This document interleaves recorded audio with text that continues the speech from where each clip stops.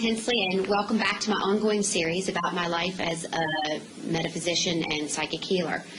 One of the questions that I get often asked is, what's it like being psychic? How is it to know things before they happen? And sometimes it's actually really cool, particularly when you're able to help somebody out of a bad situation, or if you're able to help somebody with a health crisis.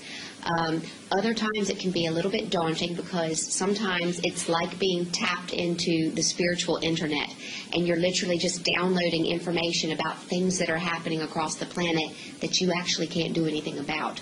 That's when it can get a little bit distressing, and I'm going to share one of those experiences with you now, because being psychic is actually great. I love it. It's fantastic, and I've been able to help so many people.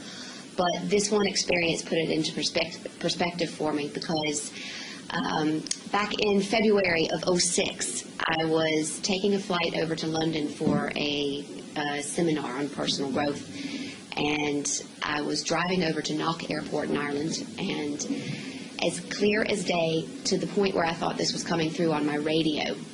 It was on a Thursday, I believe, and I could hear an announcer telling me about a tragic ferry accident that had taken place in Egypt. I heard how many people died. There were over 1,000 people lost. This was in the Red Sea. Gave all the details of where it left and where it was going, and the stormy conditions that had come up out of nowhere.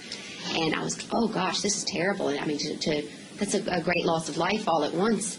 And I remember getting onto the airplane, taking the short flight to London, and when I arrived into the seminar, I met up with some of my friends who'd gone over on the earlier flight that day.